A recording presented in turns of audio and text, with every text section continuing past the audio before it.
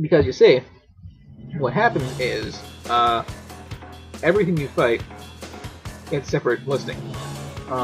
Things that you fight more than once get listed more than once if they have different stats.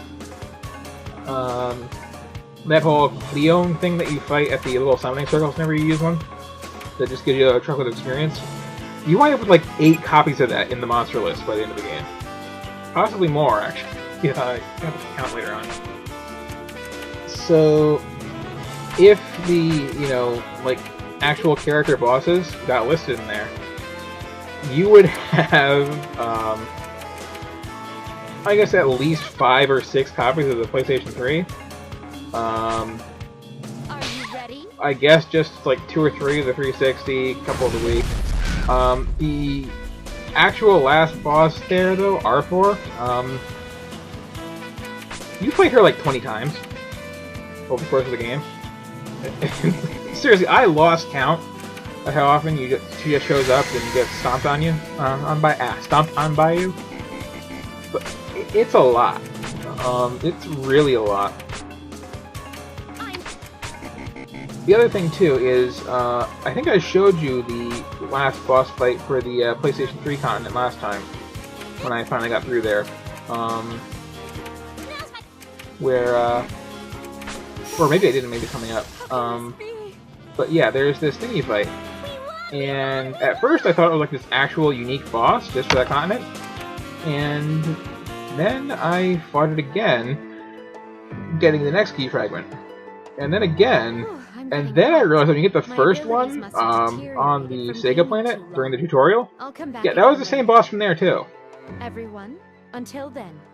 So, the vast bulk of the game She's gone. is going to these continents, doing the same basic stuff, fighting the same boss to get copies of the same item, just to advance the plot. And it's like, how lazy can you be?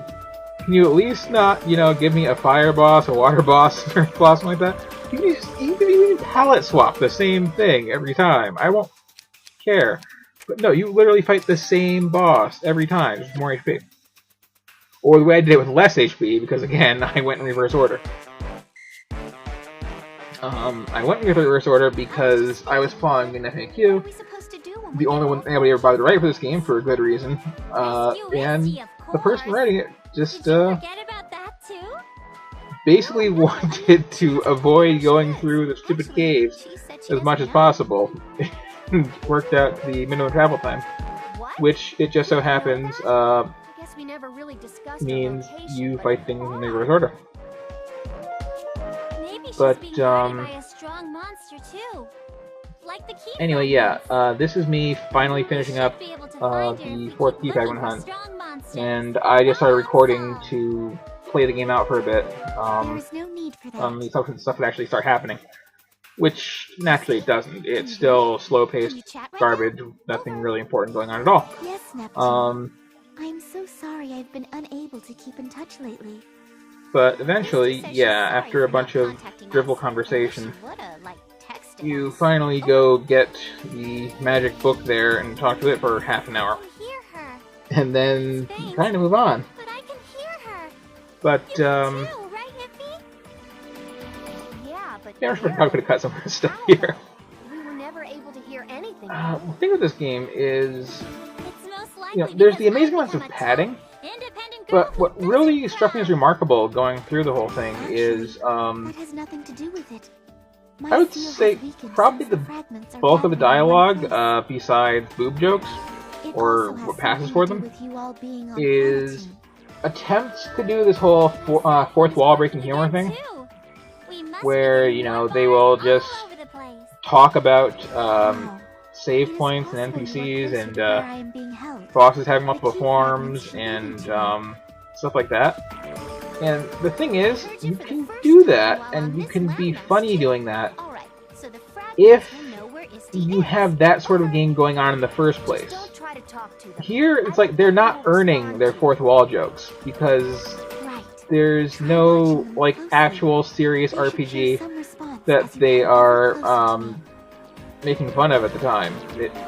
It's just these 3 idiots standing around yammering and sometimes there's a vague video game reference in there, and sometimes there's a different kind of vague video game reference in there. Actually, it's pretty much normal. And sometimes talk about body pillows. This is an important area. But anyway, yeah. Oh, here's the big ancient cave that the book is in, apparently, and they call themselves out on recycling the same cave that they use for seriously like 85% of the dungeons in the game. The other 15% are the same, like 3 or 4 repeated over and over again. But no, the cave you just see all the time. It's always a cave. And in fact, every mandatory dungeon from here on out, if I recall, is a cave. Except for the last boss's place. Anyway, yeah, here I am saving it, and it's finally not find the key fragments. Now, if you look right there, I closed it kind of fast, but we are like between 65 and 70% and 70% of the game. We are 65 to 70% of the way through the game at this point, depending on how you're looking at it. Oh yeah, there's another thing too. If you look at the little bars there, I have bottomed out the purple one completely, which means that when I transform, my stats totally suck, and there's still no challenge. There's a surprise. But yeah, officially, we have gotten through well over 2/3 of the content in the game before finishing this little MacGuffin fetch quest. And that was real quick, me just skipping through the dungeon. It must have been a difficult journey around the world. You'll notice most of the plot dungeons in this game, there's no goal to them. It's just, here's this really short little dungeon, run from the entrance to the exit, and then you're done. No boss fight, no having to like do anything in there, no long distance stealth attrition. Just walk from one end of this room to the other one. For padding. I contain all information regarding this world. But yeah, then you finally get the book here. So this book is All right. Which requires another long padding conversation. This should be advancing the plot some, but you know, this is all stuff that you were told at the beginning of the game, and now it's just being repeated for the I don't even know how many it's time. Maybe you forgot it while you were sitting through all the mind-numbing garbage filler, but yeah, so you're trying to rescue this magical book girl fairy thing. That the only villain in the game is after, apparently, for reasons. Okay. And it's just sitting there. Oh, it's glowing.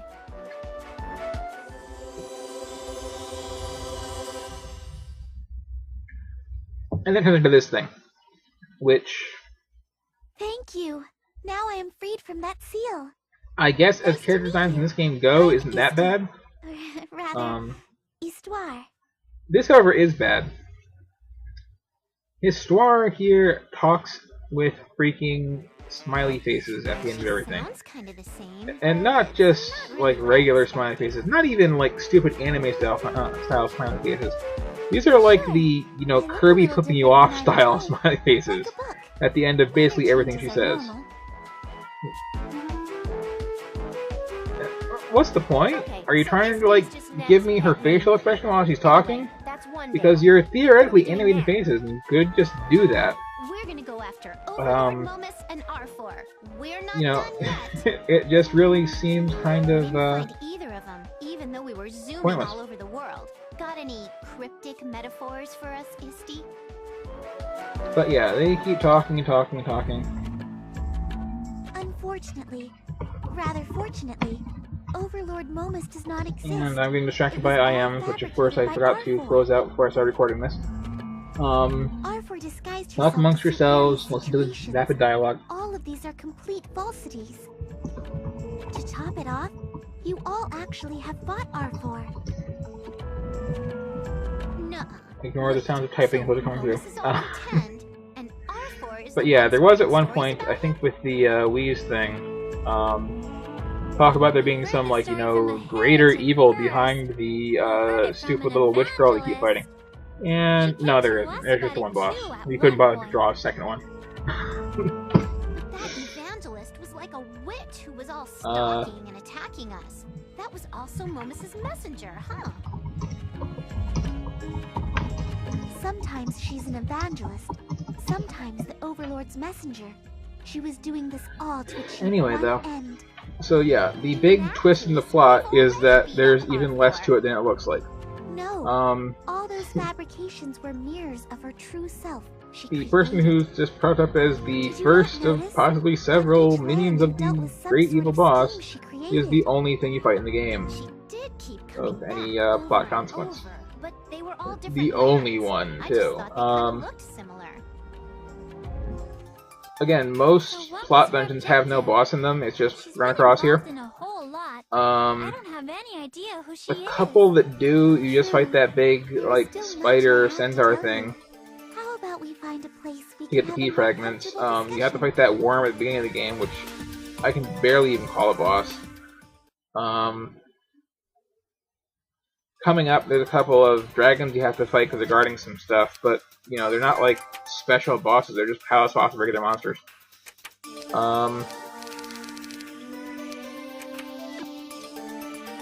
Anyway, though, so here's the thing.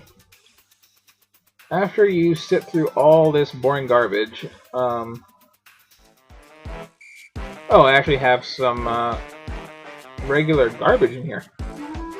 Here's another one of the oh-so-wonderful, nobody's actually talking, creepy, psychic conversations. You just find this kid walking around Segaland who tiptoes around talking about the Genesis and the Saturn and the, I think, Dreamcast in a series of conversations. They had to bring up one at a time to advance nothing at all. I think all of these silent conversations you probably skip and never miss out on anything besides the, ooh, I wonder what video game or video game system they're talking about without bringing it up by name. There are a lot of these, though. I think I mentioned it before. I'm tempted to go through the list and count, but, yeah, it's just you advance the plot some, or what passes through the plot, then they add something to the menu, and you just sit through this. Just, they're almost advertisements, honestly, half the time.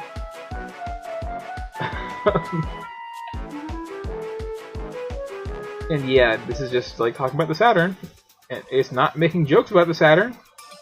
It's just kind of acknowledging that there was this thing called the Saturn.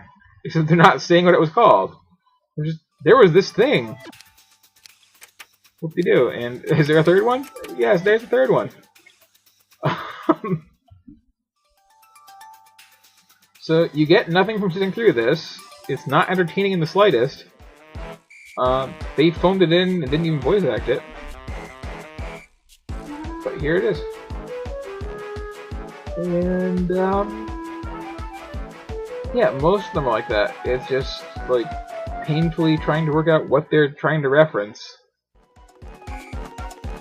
Which you work out real early on, too.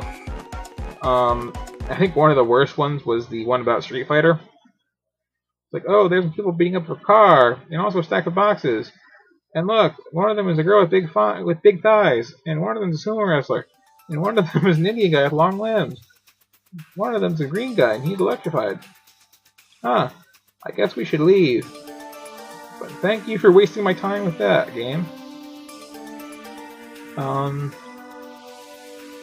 not sure if those are more painful or less painful, though, than the voice-acted ones of just, you know, boobies, boobies, boobies.